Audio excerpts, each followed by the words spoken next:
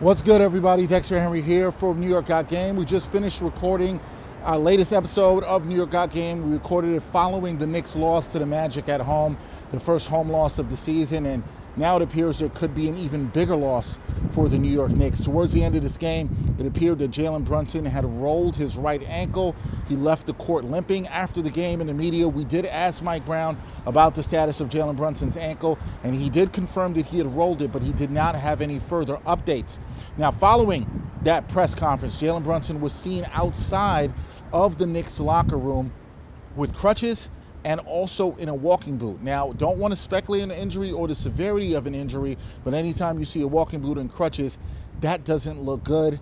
And one has to only wonder if Jalen Brunson will be out, but then also how long and how serious of an injury of rolling the ankle could this be for the Knicks. We know that ankles are tricky. We know that Jalen Brunson himself has dealt with ankle injuries in the past, but just wanted to update you guys that we recorded the episode before we knew the news of Jalen Brunson being in the walking boot or on crutches. We will have more on this around Jalen Brunson and his injury, so please stay tuned to New York Post Sports and hit the subscribe button. New York Got Game. Enjoy the episode. We'll have more coming later this week where I'm sure we'll talk heavily about this injury and what it could mean for the Knicks. Just wanted to update all of you. Enjoy the episode.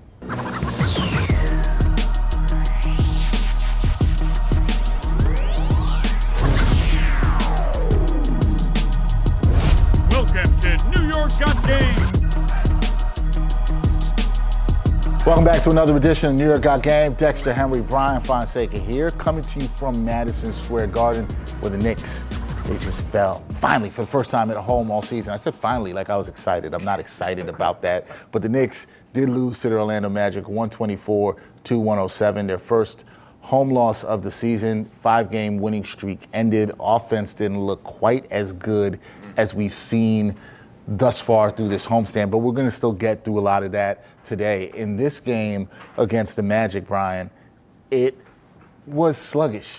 Yeah. The team looked sluggish. I know it was the second night of a back-to-back. The team looked sluggish. Mike Brown talked right here where we're sitting after the game, and he said he wasn't happy. And I thought this was interesting because I don't generally like this either. He wasn't happy with the team complaining about the officiating, right? And I thought that was very interesting. He said we're a no-excuse team, but the team seemed to have some excuses in the court. What did you see that you didn't like in this loss to the Magic? We know losses are going to happen, but what did you see that you didn't like in this loss? Pretty much everything Mike Brown said. Everything when we were talking about it.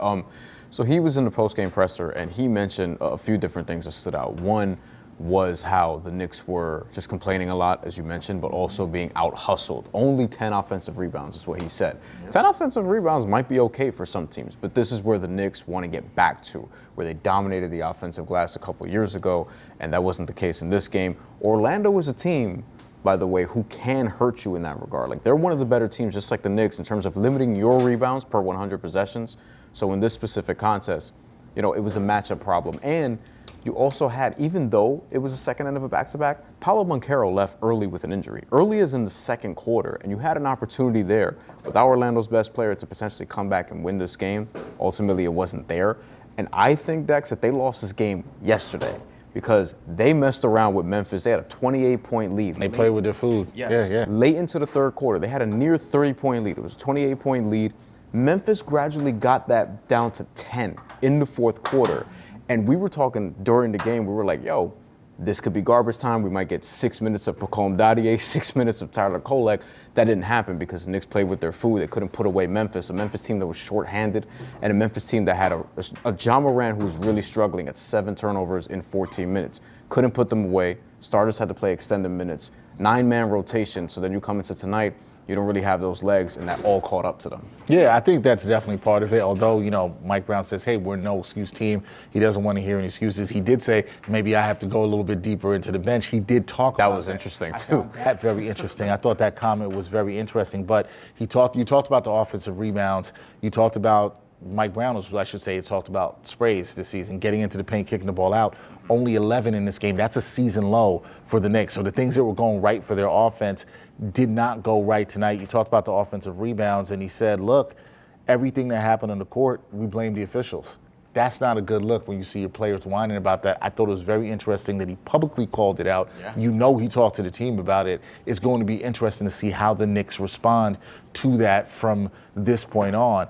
I don't think, for me personally, there's not a huge level of concern, but I look at this as part of the process. Like, you were going to have something like this that came up in the season. I don't think anybody should be jumping out the window, even though some of y'all did after 2 and 3. But I think that this is part of the process, is what's going to happen, and you just have to see, how does the team respond to adversity. Adversity happens in life. It's going to happen in basketball. How do they respond to this is very interesting to me. Now, with that being said, 5-game winning streak comes to an end. I get all that. But throughout this homestand, we talked about the 2 or 3 where people were jumping out the window, this offense has looked really good. They've made a leap here where they, before tonight, the time of us recording this against the Magic, they were the number 1 offense in the NBA in terms of offensive rating. There's a lot I feel like you can like about how they played through the homestand. It's only their first loss to the homestand, only their first loss at home all season. Do you like, sans this game, do you like where this offense is right now, or at least the process of where this offense is? Yeah, there's a really focused effort on getting out to the corners too, and getting those 3-point shots from the corner, which I find very interesting, just at a faster rate, right? And when the offense is clicking, you really feel it in a different way this year, because you can feel that ball movement. You could see it, but you could also see, like, oh, okay, the ball's flying. Nobody wants to have it for more than 2 or 3 seconds. Everybody's being quick with their decisions. Josh Hart's being quick. He's driving. He's kicking it to Deuce McBride, who's kicking it back to Jalen Brunson here, like whatever it is, whatever the action is. Like, they're just quick and precise with their decisions. Orlando got them to hold the ball a little bit at times, and Orlando wants to do that because defensively they're not that this year, but they've been an elite defense for the last few years with this system that they've had under Jamal Mosley, who Mike Brown credited a lot of times during the press conference, 2 or 3 different times. So ultimately, I do think that the offense is different. The offense is better, it's cleaner in a lot of different ways when they're doing it consistently. The defense still feels a little bit unsteady at times. And we'll get to that. You know, like, yeah. the defense, it's still trying to find itself, so to speak. Because look, top 10 defense heading into this game, some of that could be strength of schedule, which hasn't been amazing, as we talked about. In some ways, this is maybe their first, or not their first, but one of their first big contests at home, given the context of what we've seen from, like, Cleveland being shorthanded, Boston being shorthanded. You know, they got a good Bulls team coming in, but they also beat the Bulls in that game and lost to them the game before. So it felt like, you know, one of those spots in the NBA where it's hard to beat a team 2 straight times, especially when it's a home and home. So this felt like a very meaningful game, especially for Orlando, who's been struggling this year, who's been underperforming, who went into this game first time all season as an underdog, by the way, and ended up winning this. So I feel like that's big for them. And if you're the Knicks, you probably don't like that they had their sort of get-right spot in your building. In your building, you don't like that. And that goes into with them ending the home winning streak. But I do agree, the offense, it's taken a leap. There's a lot of things I like about it. There was a lot of things you liked before the Magic game. Yeah. And you don't want to get caught up in one game. But I think the process of what they've been doing as opposed to before. One thing I will note, I thought in this game, in the Magic game, and you kind of alluded to this, you saw them revert to some old things. Like some of the Tibbs-isms. Some of the Tibbs-isms that you saw, right? A little bit of the stagnation with the balls you mentioned, a little bit of the ISO ball with Jalen Brunson, who had 30 points in this game, but did roll his ankle late. There was no word on that. Rolled his right ankle. Still no word on that at the time of us recording this, and we'll see how that all plays out. But there was some of that stagnation. And again, this is going to be part of the process. I want to be very clear. You're going to see this happen from time to time, and I think it's going to still take time. As good as they've looked for most of this homestand, it's going to take some time for them to fully get into this. But I still think Knicks fans should be encouraged by what they're seeing from this team offensively. And you heard Mikal Bridges say after the Memphis game, this is not even the best that this offense really is right now. He still thinks there's another level they can go to. He should think that. Should think. It's only been 3 weeks. Yeah, and I'm inclined to agree with that. Now, when it's looking right, and we saw that for the first half of the Memphis game, just take that game in particular, they're whipping the ball around. There was a lot of back cuts. There was a lot of great dribble handoff action. The back cuts were destroying. That was, you know what, we didn't mention this enough. The back cuts against Memphis was destroying them, turning their heads over and over and over again. Memphis was late to everything. That's another element. When the Knicks offense is flying and guys are moving without the ball, which is really another point of emphasis this year, they are back cutting like crazy. You saw this a little bit even in the Minnesota game. I think two of the best halves that they played. If you want a perfect Knicks game, go watch the first half of the Memphis game and go watch the second half of Minnesota. Like that's perfect 48 minutes of Knicks basketball right there. They have to put together 48 minutes, which was another point of emphasis that Mike Brown had last game after they lost or after they beat Memphis, but nearly got dicey there in the second half. He mentioned the need to put together 48 minutes. So that's also part of the learning curve. We're going to start to see that at some point. And look, other teams will catch on. There's going to be adjustments to the adjustments as we talk about. Yeah. They're going to face other good teams along the way. More coming soon with Miami in that home and home. That's going to be real interesting. And we'll get into a lot of that too. After that, they have a big road trip. So there's a lot coming up that's going to be worth watching. But yeah, I think there are a lot of things to be encouraged about, and then there are a lot of things that need improvement, obviously. Yeah, like you said, it's been 3 weeks. Yeah, right? it's still November. It has to be context into that. But when we talk about this offense and we look at Jalen Brunson, we heard this so much through the offseason when we were doing these videos. How many times did we get questions from fans where they were like, how do you feel about Jalen Brunson in Mike Brown's offense? Mike Brown talked about this on Media Day. And he said, hey, I'm going to put Jalen Brunson in more catch-and-shoot situations. And some people and fans and also in the media were concerned about the ball being taken out of Jalen Brunson's hand. But if we look at this, particularly through this homestand, if we just want to have the lens on this homestand and the Knicks offense, Jalen Brunson has been cooking. And so my question to you is, when you look at this, and again, small sample size, 3 weeks, we get all that. Has Mike Brown's offense unlocked the best version of Jalen Brunson, or at least trending towards the best version of Jalen Brunson? He's also had some high assist games too, which I think is worth 10 assists against Memphis. Yeah. It had multiple double-digit outings already in terms of his assists, and you're seeing the playmaking raise up too. And I think that's part of this as well. Being able to take the ball out of his hands more in spots. I got to look at what the usage rate is exactly, but that is probably going to fluctuate throughout the year. But we know he's still gonna be ball dominant at times. You want it to be less ball dominant because what you want is for him to be healthy in April and for him to not be worn down in April from having to carry the team too much. Like today was a lot of Jalen Brunson in this game against the Magic, but it also felt like it was a lot of Jalen Brunson because nobody else was really consistent throughout the contest. That's fair. It was more so like, look, I need to put the team on my back because we need answers, and I have them, and nobody else is really getting in rhythm. And karl-Anthony Towns had a spark at some point. Josh Hart had a couple of drives, but ultimately, like, you didn't get that consistently. But to answer your question, yeah, I do think this could unlock a version of him that you need to ultimately get to the finals, because what you need is to not wear him down in the regular season by carrying this team. You need other guys to step up in spurts, which we've seen. Like, there have been games this year where you just see 15 points, 20 points, 18 points, 14, like all throughout the team where guys are consistently contributing. You need more of that in order to preserve Jalen Brunson for later in the year. True. We saw, I keep going back to the Memphis game, we saw in that game one of their better halves that we saw in the game. 6 guys were in double figures. I believe that was the same. I think it was 5 or 6 in the Minnesota game. Yeah. So you've seen that here, but I do think I'm going to keep using this word, the P word, process. I do think the process is good for Jalen Brunson, who's clearly bought into this, who's doing well on catch and shoot threes. We know the 3-point percentage to start the season was a little bit lower than he normally has, but I said when we talked about our What Are the Odds show, I was like, yo, I think that upticks because I just trust him in the process of this. And I think that is starting to bode well. Now, you do not want, I think, too many nights in the process that look like it did against Orlando, where he feels like he has to carry the load. And look. And then turns his ankle with that. Right. Bad shooting nights across the board. Jalen Brunson, Mikal Bridges, Cat. It's going to happen, right?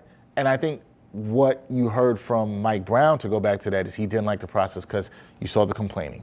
You saw them letting go of the rope on defense. And it's the little things like that, not being as aggressive, not crashing the boards, which he said, this is all part of the offense and their identity. And identity is a word I'm going to transition into next. Because I think when we look at this homestand, or we're in the midst of this homestand where there's one more game to go, I think one of your major takeaways has to be this Knicks offense is starting to ascend. But I think the other thing, because there's going to be so much talk about, all right, this looks so different from last year. This isn't what we saw under Tibbs. I think a fair question here is, was this identity shift in what we're seeing with the offense, was it necessary? Is it necessary for them to get to where they want to go? I think it is. I think you always have to be evolving. and this is part of the evolution. But how are you feeling about that? It's not exactly where it's supposed to be, which is crazy to say because coming into tonight, they're the number one offense in the NBA, right? Come through 10 games, they're the number one offense in the NBA. And I think fans could dream of being legitimately a top 3 offense in the NBA. Like, I think we would say, Yeah, you have the talent to do it. they got the talent to do it, right? But was this necessary? And evolution is not easy for anything in life, but do you feel like this was necessary for the Knicks to at least try to get to where they want to go, which is winning a championship? Necessary is an interesting word because I think what you need really is, especially if you're a contender, you need to be top 5, top 10 in both categories, offense and defense. Yeah. So as much offense as you're going to have, and I do think this could be a top 1 to 5 offense really this year, all season long, and probably closer to 1 to 3 instead of 1 to 5. The defense still has to be really good. And you've mentioned you think they could be a top 10 defense, assuming that there's enough Mitchell Robinson throughout the year. He played tonight, he was in foul trouble, but guess what? He had 8 rebounds in short time. Like, this is what he's gonna do. Ultimately, they didn't win the rebounding battle, but you had Mitchell Robinson for, his big contribution to that. I think the main thing is being able to hold up defensively, and we're not really going to know what that looks like until they start seeing more games like this, more games against the teams who are supposed to be really good in the Eastern Conference and really both conferences, and teams who are supposed to be really good in general. So we need to see, I wish Cleveland was healthy for that first game. The Knicks weren't fully either, but I wish Cleveland was healthy specifically in that first game. And now Darius Garland might have re-injured his toe. We'll see what happens there. Donovan Mitchell and Evan Mobley sat tonight and actually beat Miami. So they got their revenge in that game. They have Miami coming up. Miami's topping pace right now, like the fastest playing team in the NBA. We'll see where they are when the numbers update, but I'm sure they're still going to be up there. And then in terms of offense, they're really good too. So that's not, I would call, an elite team, and they're also shorthanded right now. In the NBA, you're just going to face a lot of shorthanded teams, but I want to see how they look when they get Oklahoma City, when they get Denver, when they get a healthier Cleveland. But that's the thing, right? Because I do think somebody asked me this on a show I was on the other day, which is like, what matchups are you excited to see the Knicks play against? And you and I talked about a little about this off camera, and it's like, yeah, I want to see them go against really good teams that can play elite defense, that can switch everything, that can really challenge this offense, which we're seeing ascend. I need to see that. I guess the reason I use the word necessary, just to add some context and detail to that, is that I'm not sure that if the Knicks played the way they played offense last year, they could truly compete against those teams and those matchups that you're saying you're going to be excited about seeing.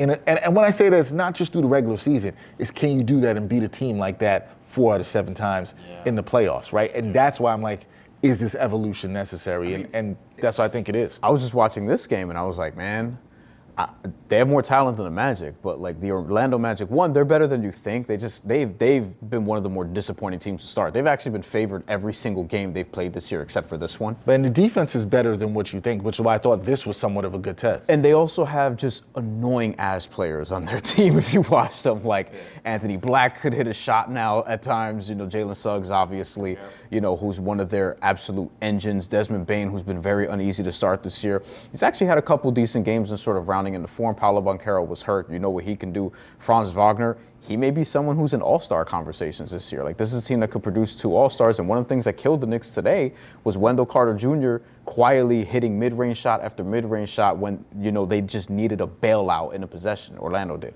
So, like, they have a bunch of players, Jonathan Isaac, who can guard pretty much anybody, although not as much this year. We'll have to wait and see, to what degree he'll be impactful. But, like, they're a team that I could totally see the Knicks playing. I've said this in the beginning, like in round 2 of the playoffs, if Orlando gets it together.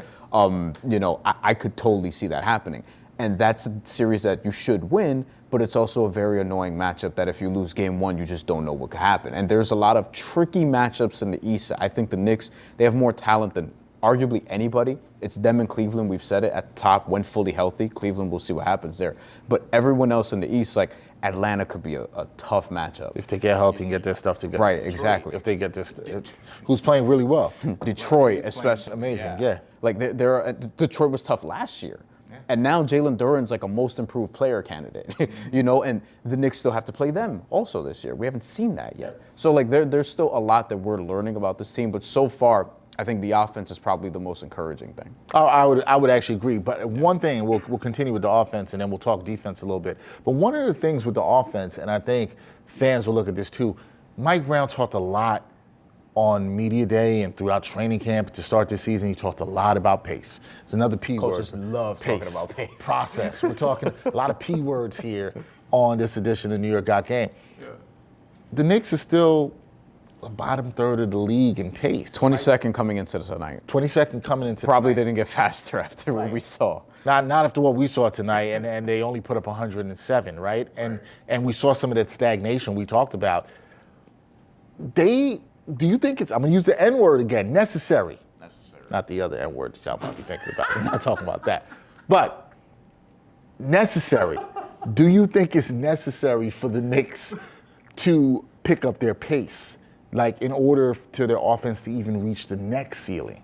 Do you think that is necessary for them? Because it's not, you hear Mike Brown kind of saying it, it's like not right where he wants them to be. Yeah. So they are pushing the ball. I do see the concerted effort, is what I'm saying. Seeing more ball move, more passes, and I am seeing them push more. But he just to hit so we can let people understand. Mike Brown talked about this tonight. He talked about wanting to push the pace so defenses could not get set. Particularly, he wants them to push in transition. But part of pace is also shooting the ball a little bit earlier in the shot clock. Mm-hmm. The Knicks are among the worst in the league, shooting it with 7 seconds and under left on the shot clock. Yeah. So they're taking still a lot of shots late in the shot clock. That's how you get more pace. That's how you get more possessions. Is it necessary, bringing that N-word up again, for them to pick up the pace in order to really elevate as an offensive team, despite how good the offense has been? Necessary, I don't know, because of what we're seeing. Again, this goes back to what happens when you face like really good teams consistently defensively. Maybe if you had a better pace in this game against Orlando, maybe that's what helps you, right? Because Orlando is not an appreciably fast team either. They're playing faster this year. I don't know how sustainable that's going to be given the way their offenses look, but they are playing faster this year. The Knicks right now, in terms of pace, this is the fastest that they've played since the 2018-19 season. Tom Thibodeau wasn't even hired yet at that point. They were 17th in the league in pace. It was 99.6. So right now, heading into at least this game against Orlando, is probably going to be a little slower now. It's 99.4. If they're probably middle of the road in the NBA in terms of pace, I think that's fine, because I still think you could generate a really good offense from there if you're efficient. And part of it is also when you get these second chance opportunities. I think offensive rebounding, you could argue, is more important than pace for this team. Ooh. I think getting those opportunities, like karl-Anthony Towns was doing a better job of rebounding on the glass, rebounding on the glass. Where else are you going to rebound? As the game progressed, especially later on, where he started to get into more of a rebounding rhythm. And Mitchell Robinson, this is why he's super important. Mitchell Robinson might be a top 3 important Knick on this team because of what he could do from an offensive rebounding standpoint. He can win you a playoff series or win you multiple games in a playoff series because how he can dominate the glass, even though offensively you're not really trying to give him the ball 24 feet out. But that's okay, because he's elite at one really valuable thing. And I think the offensive rebounding and the second chance points are really important. And I think cashing in on those 3-point opportunities you generate is also very important, because right now they've been doing that for the most part. But the way that they're getting the corners, setting up these good catch and shoot opportunities, I think cashing in on that with the ball movement is really important. So you have me thinking about something, even though I set the question up to you. And I do agree that the O word here, got a lot of words here, the offensive rebounding, it could be more important than the pace because of how integral it has been to the Knicks' offensive success this season. I think you're right about that. I had asked this question in an early episode this week with Lee Escobedo, and I was wondering, I was like, is the offensive rebounding masking, this was a burning question I had, masking any offensive issues the team might have? But what you're saying is this is part of their identity. And it really has to happen. And you kind of saw how Mike Brown was annoyed at the low output of only 10 offensive. You mentioned it multiple times. Multiple times, yeah. He about 10 offensive rebounds in the game against Orlando. So you see how he thinks it's so important to their offensive identity. Granted, he's mentioned pace a lot. I tend to agree with you, Bryan, on that point, that it's actually more important. And you gave me something to think about, that might be the most important thing to them offensively, for sure. Well, think about it this way. Heading into this game, They're second in the league in offensive rebounds per 100 possessions. Yeah. So they're only trailing the Houston Rockets. So they're first in the Eastern Conference. Almost 15 rebounds, offensive rebounds per 100 possessions, which is a really, really good number.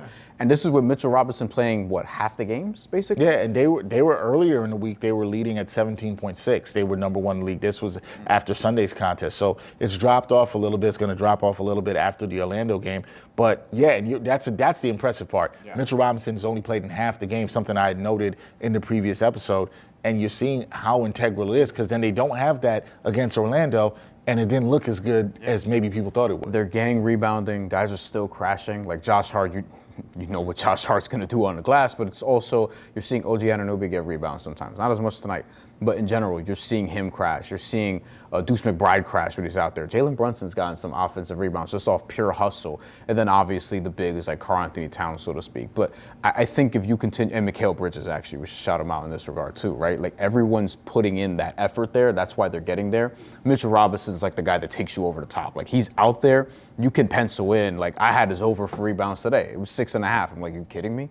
He's like, even with foul trouble, he got 8. Yeah. You know what I mean? And I thought there was a chance he could get 10 as well. Like it's just any given night, he could just go off from a rebounding perspective. Yeah. And I think the offensive rebounding is key because you also have a bunch of potent scorers, potent three-point shooters, of multiple potent creators at this point who can get you a shot off the offensive rebound so that you can score and cash in on those opportunities. Yeah, and that's part of what's made this offense look so good. Before we get out of here, let's also talk defense, because there's going to be so much attention on this offense. We talked a lot about offense thus far this season, but heading into this game, according to Cleaning the Glass, the Knicks were ranked 8th in defense. Cleaning the Glass, obviously, you know, we always take out the garbage time in terms of looking at that, which is why we love to look at that site. Shout out to Cleaning the Glass for the stats. But 8th in defense.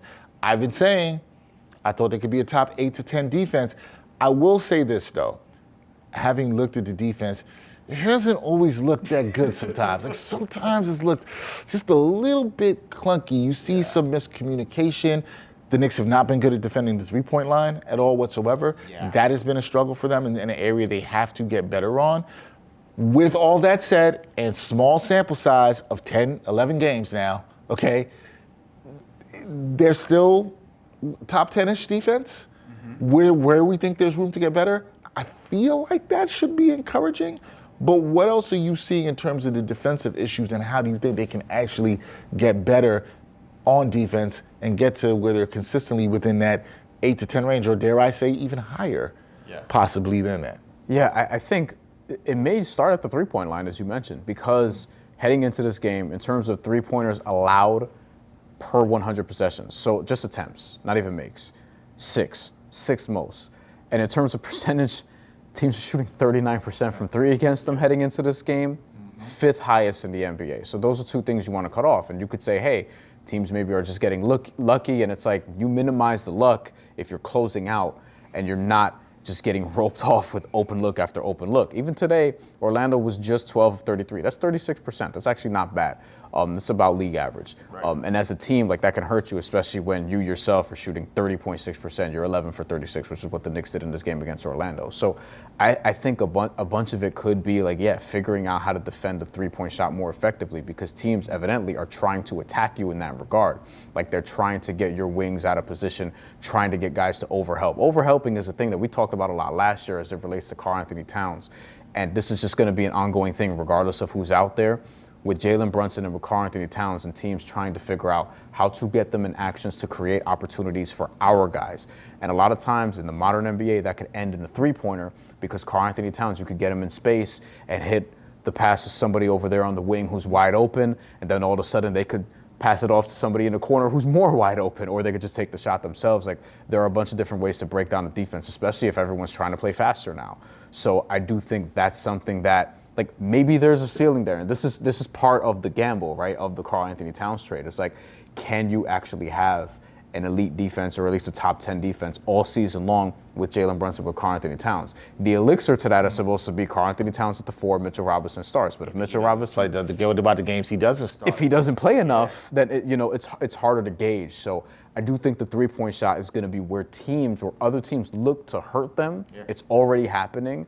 and we'll see what happens from there. Yeah, we're going to see. It's going to be interesting to see. I do think Mitchell Robinson being on the court or not on the court has got a lot to do with that. It's so important to the team. Important. And you see the value of what he has, even in limited minutes. It's really interesting. But that's going to do it for this edition of New York Got Game. We got a lot of other good stuff coming this week for you, so stay tuned in to New York Post Sports YouTube channel. Make sure you hit that subscribe button, the like button, all that good stuff. Here's Bryan Fonseca. I'm Dexter Henry. We'll catch you next time, another edition of New York Got Game. And thanks for watching New York Got Game. Boom shakalaka.